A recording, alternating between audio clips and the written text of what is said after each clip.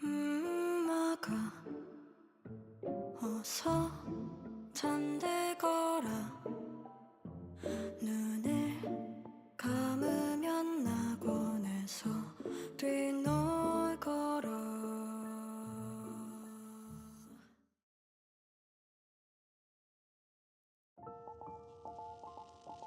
Halo semuanya, perkenalkan nama saya Nuzuli Alunafisa dengan NIM AIR 049 dari Fakultas Ilmu Budaya, Prodi Ilmu Perpustakaan Universitas Diponegoro.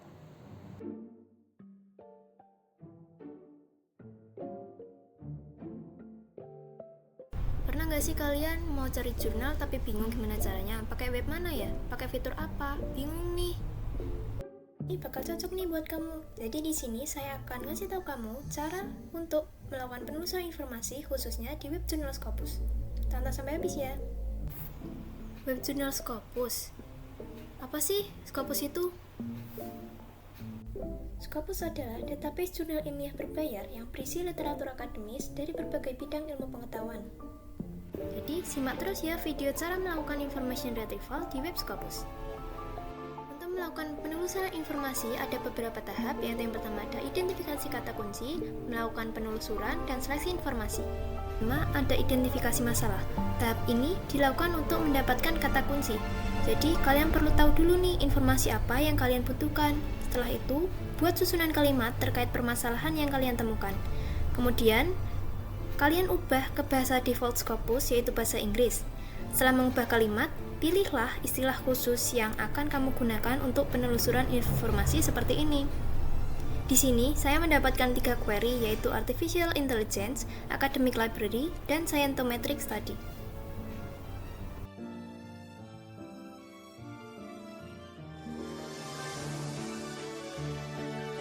Setelah menentukan kata kunci utama, kalian juga perlu menentukan alternatif query loh. Tujuannya yaitu mencari kata yang paling cocok untuk menembus indeks dan berhasil memanggil dokumen yang tepat. 1. Buat tabel untuk memasukkan alternatif query. Kedua, cari persamaan kata dari query yang kalian miliki. Kalian bisa menggunakan Thesaurus ataupun Atlas atau Online Dictionary for Library and Information Science untuk membantu kalian dalam mencari alternatif kata. Yang terakhir, susun rumusan alternatif query dan gunakan jika perlu. Setelah saya susun ke dalam tabel alternatif query, jadinya seperti ini ya. Saya mendapat 3 query baru, yaitu Machine Learning, College Library, and Bibliometric Analysis yang saya dapatkan dari query utama. Setelah menentukan query utama dan alternatif, kita bisa langsung ke webnya. Pertama, lihat dulu ya cara akses ke web Scopus. Oh ya teman-teman, web Scopus ini web berbayar ya, jadi untuk mengakses dokumen artikelnya, kalian perlu berlangganan dulu. Saya akan tunjukkan cara akses dari yang berlangganan dan tidak berlangganan. Nah, dari yang tidak berlangganan dulu ya, jadi buka web browser kamu, bisa Google Chrome, Microsoft Edge, atau Firefox. Tapi di sini saya akan menggunakan Google Chrome, lalu klik.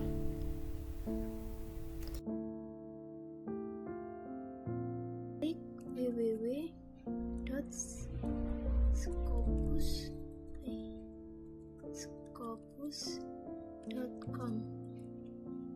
Enter.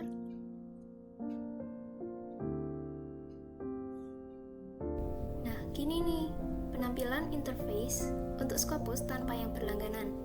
Jika mau melakukan penelusuran, klik source yang ada di atas kanan seperti ini, lalu tinggal kalian ketik kata kunci yang kalian miliki di search box atau enter title. Untuk yang berlangganan, biasanya universitas atau institusi akan menyediakan akses ke berbagai web jurnal berbayar, misalnya Perpusnas. Di sini saya akan mengakses lewat website SSL Undip. Jadi, buka web browser kamu, ketik SSL Undip, lalu search.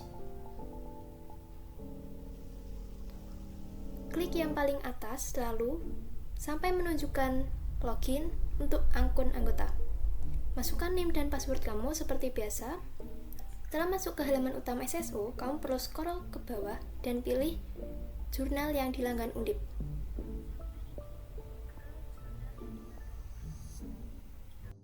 Setelah kamu klik, Kemudian akan muncul pilihan banyak web jurnal internasional seperti ini. Kalian bebas memilih, namun kali ini saya akan menunjukkan website Scopus. Setelah masuk ke halaman utama Scopus yang berlangganan, bisa kita lihat perbedaannya, yaitu kita bisa menggunakan Basic Search dan satu lagi yaitu Advanced Search. Dalam mengakses web Scopus, terdapat dua cara atau fitur untuk melakukan penelusuran informasi, yaitu Basic Search dan Advanced Search. Jadi yang pertama ada Basic Search. Basic Search yaitu sistem penelusuran yang sudah sering kita gunakan. Pencariannya lebih luas dan mungkin bisa dibilang lebih sederhana dibanding Advanced Search. Lalu yang kedua ada Advanced Search, yaitu berupa sistem pencarian yang telah dikembangkan menjadi lebih canggih serta memiliki banyak fitur yang mengefisienkan penelusuran informasi seperti Boolean operators, Federated Navigation, dan lain-lain. Untuk menggunakan Basic Search, kamu hanya perlu memasukkan query yang kamu punya ke dalam search box satu persatu. Dan ini adalah search within. Untuk kali ini, saya akan memakai old field dulu, kemudian masukkan query yaitu Artificial Intelligence, lalu tinggal klik search. Nah, kita lihat hasilnya seperti ini. Yang di sini namanya pagination. Pagination adalah suatu fitur interface yang menunjukkan jumlah hasil dokumen yang sesuai dengan query kita. Bisa kita lihat dalam pagination ini, terlihat dokumennya ini masih terlalu banyak. Kita bisa menggunakan fitur yang namanya search field ini, kita ubah jadi article title, abstract, dan keywords. Kita search. Nah, bisa kita lihat hasilnya itu jadi lebih sedikit, ini membatasi cakupan dari query yang kita miliki ini. Setelah itu, kita gunakan query yang lain, kita search satu-satu. Kita ada query satu lagi namanya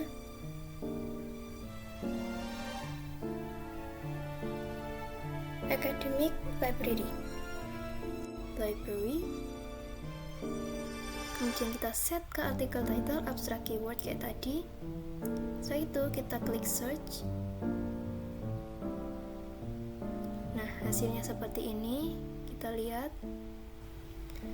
Selanjutnya kita cari query yang lain, yaitu yang terakhir kita balik dulu.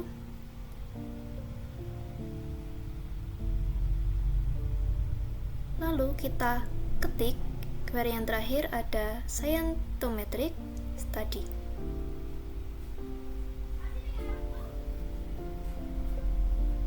Lalu klik search. Nah, hasilnya juga seperti ini, bisa kita lihat.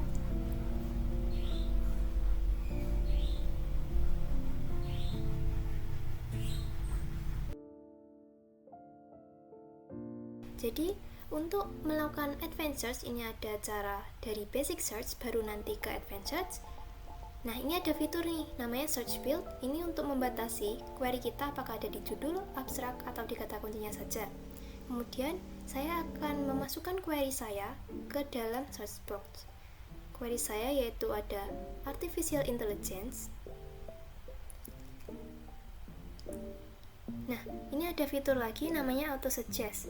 Ini menyarankan beberapa susunan kata yang mungkin bisa kita gunakan untuk pencarian. Nah, ini ada yang paling atas, intelligence.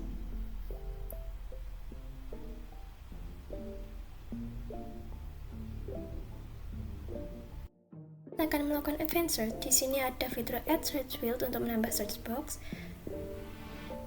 Dan di sini ada fitur namanya Boolean operators. Ini untuk menggabungkan yaitu and dua query. Dan or ini adalah memilih salah satu query. Dan not ini seperti memblokir salah satu kata atau query yang ada di belakang.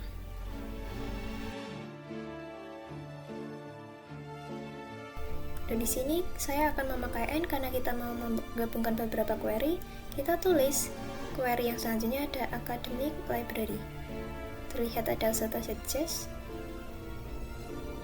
Setelah itu kita tambah lagi add search field. Search within-nya sama. Selanjutnya query yang ketiga ada Scientometric Study.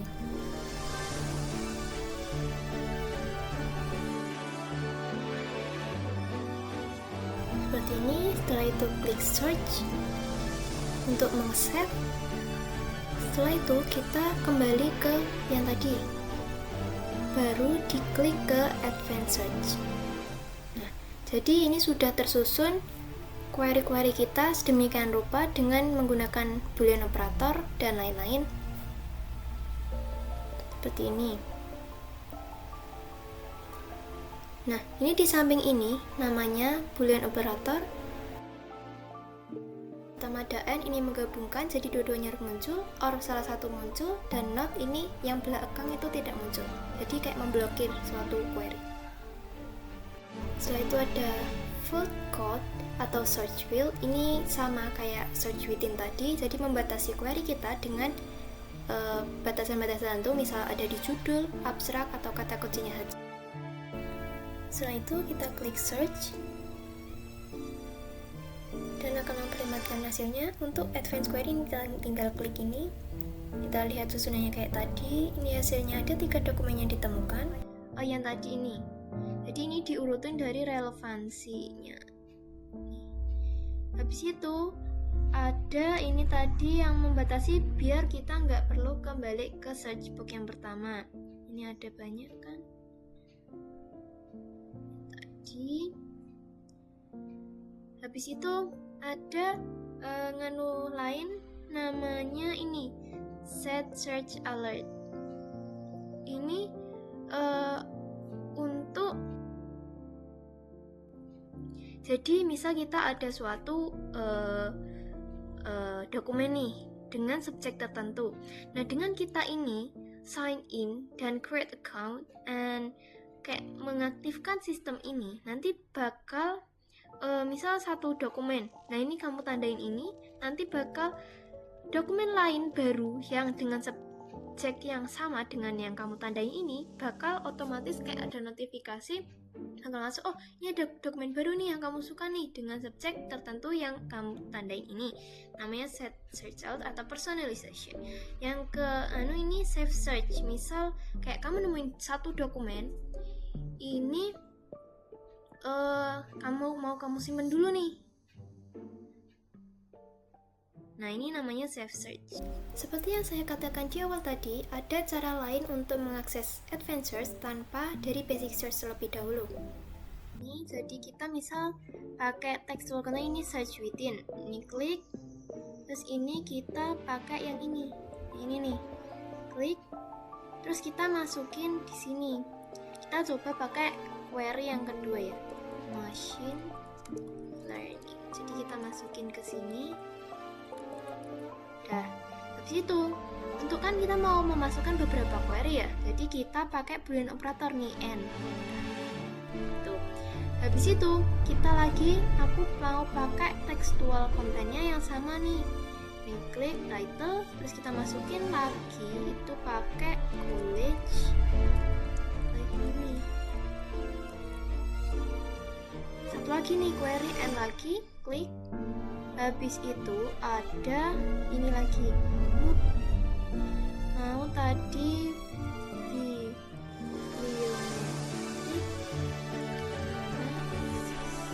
nah, ada nih kesusun beberapa query.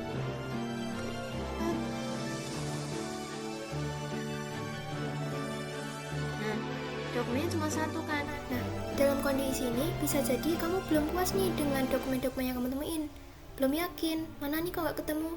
Kalau kamu menghadapi masalah ini, kamu bisa melakukan hal yang namanya reformulasi query.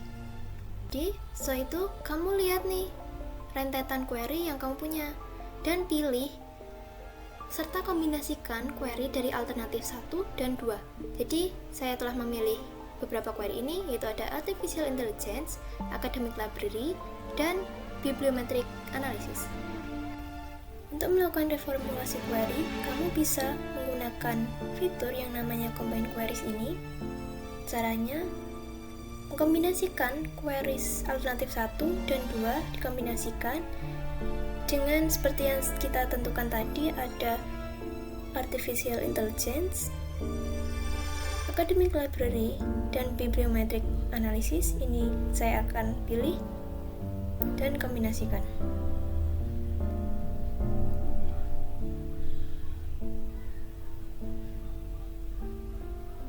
Di sini juga ada boolean operators, tapi saya akan memakai and karena menggabungkan query. Setelah itu show results.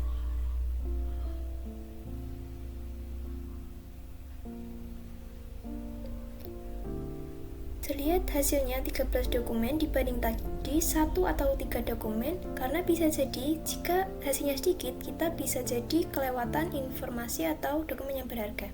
Dengan terpanggilnya 13 dokumen ini, lebih baik dibanding sewaktu hasil dokumennya itu hanya 1 dokumen. Mungkin bisa diartikan presisinya itu tinggi, tapi belum tentu isi dokumennya itu sesuai dengan query kita. Tentu sebaliknya dengan query yang memanggil banyak dokumen atau recall-nya tinggi, itu bisa jadi terlalu banyak dan membuat kita bingung untuk memilih dokumen yang kita inginkan.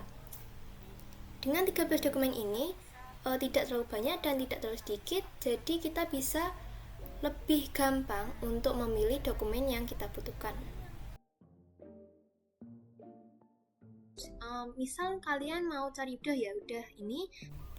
Nah, ini satu fitur namanya federate search. Ini bisa mengarahkan dari web Scopus ini ke web lain atau website original artikel ini dipublish.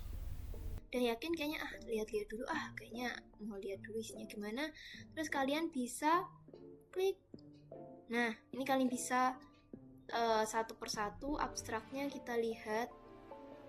Nah, kalian baca, menurut kalian yang relevan mana nih sama yang kalian butuhkan. Terus misal, aku pengen yang ini, udah ketemu, udah yakin sama ini, klik aja di situ. Nah, di sini ada beberapa fitur. Nih, kalian bisa nge-save PDF. Jadi kayak gini, ini PDF-nya itu kayak bibliografinya sih lebih ya. Save PDF. Ini hasilnya bakal kayak gini.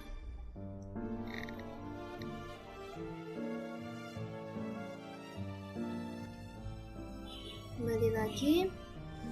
Ini misal go back. Ini ada fitur satu lagi, add to list. Ini list kalian.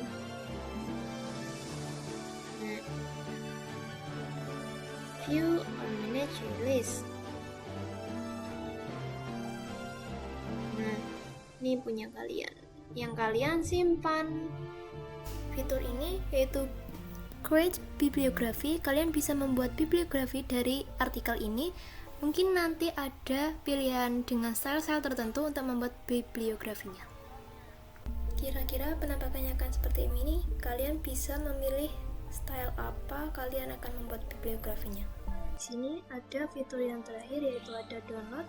Kalau kalian mau download, ini tinggal klik download.